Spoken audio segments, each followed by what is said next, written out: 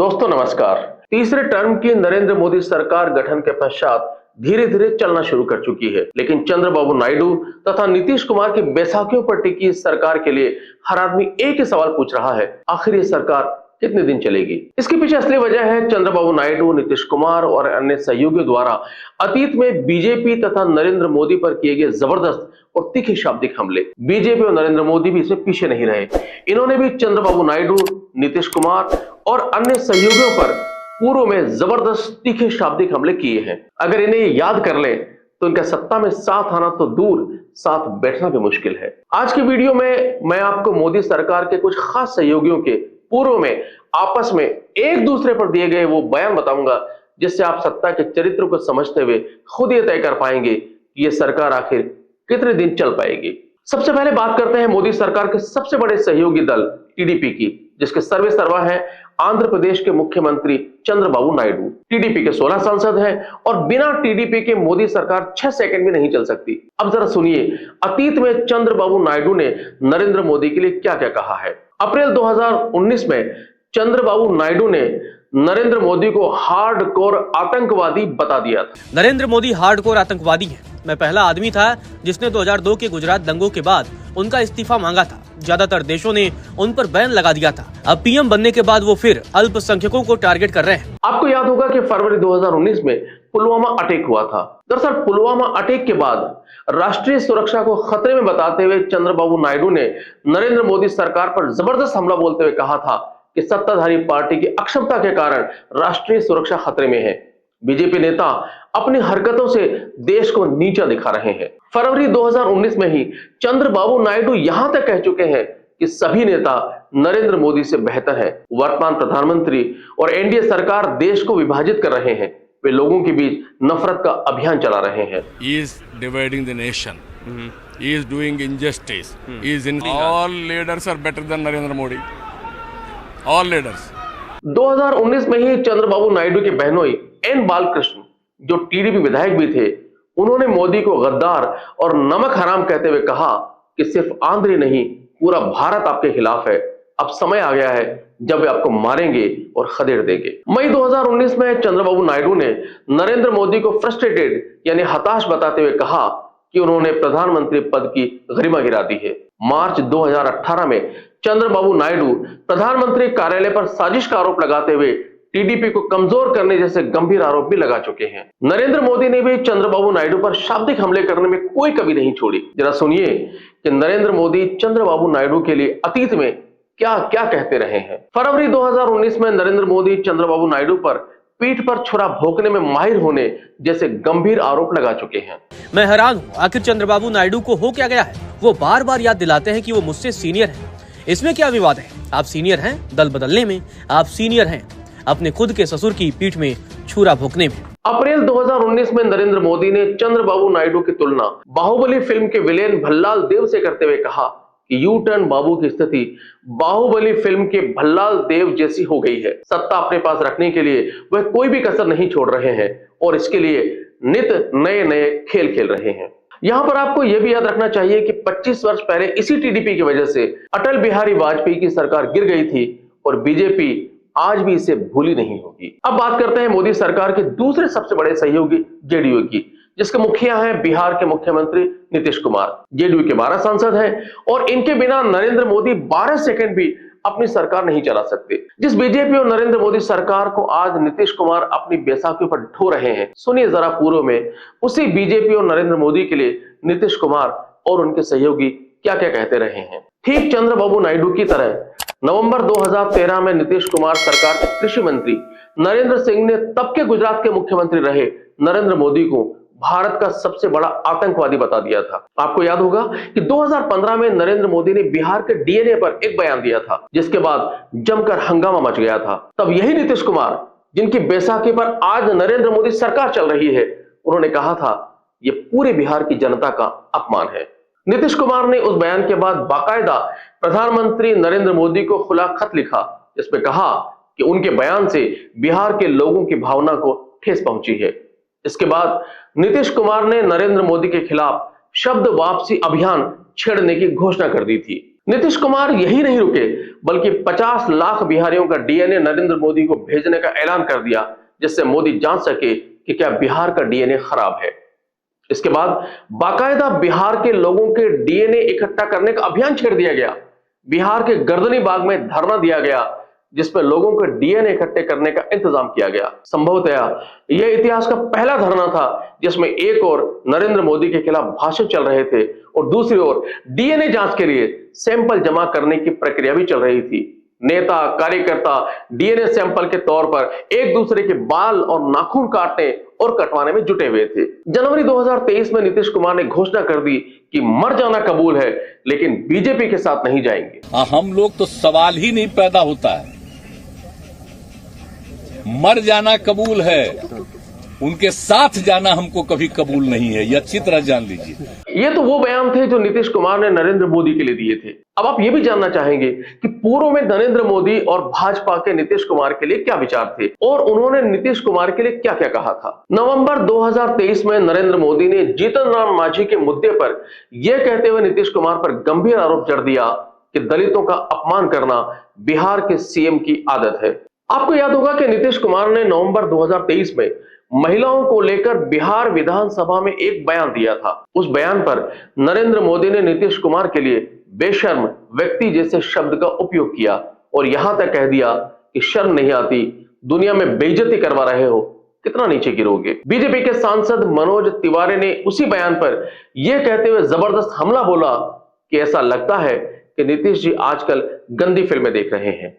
बात सिर्फ यहां तक ही नहीं रुकी। बीजेपी के वरिष्ठ नेता दिवंगत सुशील मोदी ने 2015 में नीतीश कुमार के डीएनए पर सवाल उठाते हुए कह दिया कि नेताओं को अपमानित करना नीतीश के राजनीतिक डीएनए का हिस्सा है। अप्रैल 2023 में बीजेपी के चाणक्य कहे जाने वाले अमित शाह ने घोषणा कर दी थी कि नीतीश के लिए भाजपा के दरवाजे हमेशा के लिए बंद हो चुके हैं। किसी के मन में ये संशय हो कि चुनाव के परिणामों के बाद नीतीश बाबू को फिर से भाजपा एनडीए में लेगी, तो मैं बिहार की जनता को स्पष्ट कह देना चाहता हूं और लल्लन बाबू को भी स्पष्ट कहना चाहता हूं, आप लोगों के लिए भाजपा के दरवाजे हमेशा के लिए बंद हो चुके। माताओं भाइयों बहनों, आपके नारे बता रहे हैं, जनता भी चाहती है कि अब नीतीश बाबू को वापिस न लिया जाए। यही चाहते हैं ना आप? यही चाहते हैं ना? ऐसा ही होगा, आप चिंता मत करिए।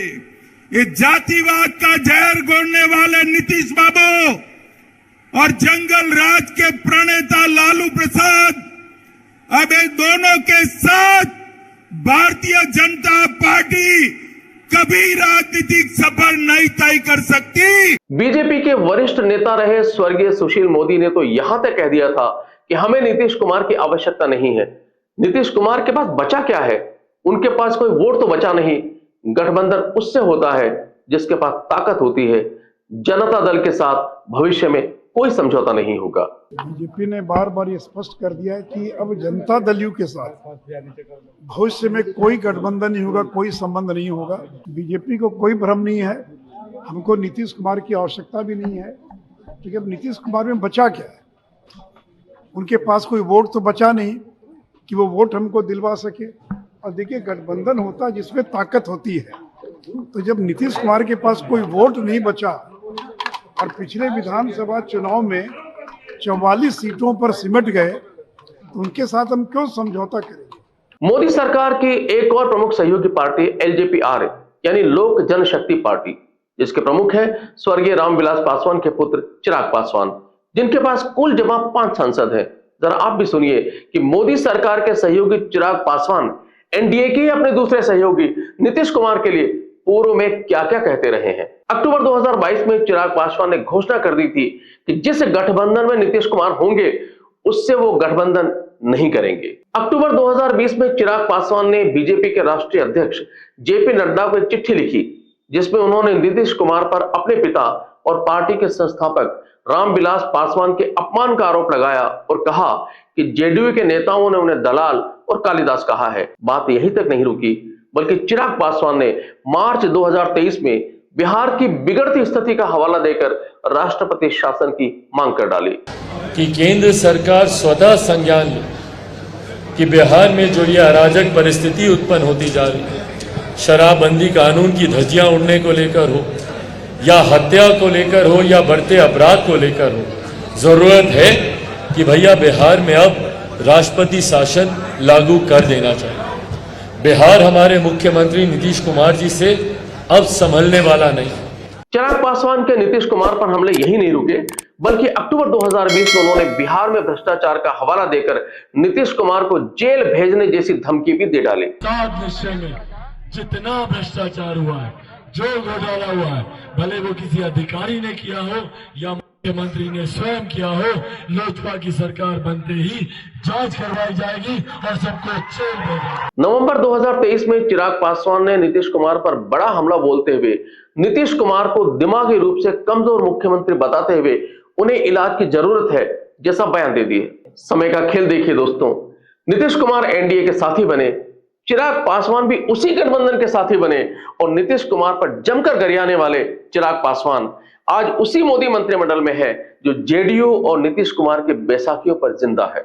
अब हम बात करेंगे मोदी सरकार के एक और सहयोगी हम यानी हिंदुस्तान अवाम मोर्चा की, जिसके एकमात्र सांसद पार्टी के सर्वे सर्वा जीतन राम मांझी हैं। सुनिए नरेंद्र मोदी और एनडीए के सहयोगी बनने के पहले उनके नरेंद्र मोदी और गठबंधन के दूसरे सहयोगी नीतीश कुमार के लिए क्या विचार थे। मई 2021 में जीतन राम मांझी ने प्रधानमंत्री नरेंद्र मोदी पर बड़ा हमला बोलते हुए कहा कि जब वैक्सीनेशन सर्टिफिकेट पर प्रधानमंत्री की तस्वीर है तो कोरोना से मरने वालों के डेथ सर्टिफिकेट पर भी उनकी तस्वीर लगाई जानी चाहिए। यानी एक तरह से जीतन राम मांझी ने कोरोना में मरने वालों का जिम्मेदार नरेंद्र मोदी को बता दिया। दिसंबर 2023 में जीतन राम मांझी नीतीश कुमार के लिए कहते हुए राष्ट्रपति शासन की मांग कर चुके हैं कि नीतीश कुमार का दिमाग ठीक नहीं है।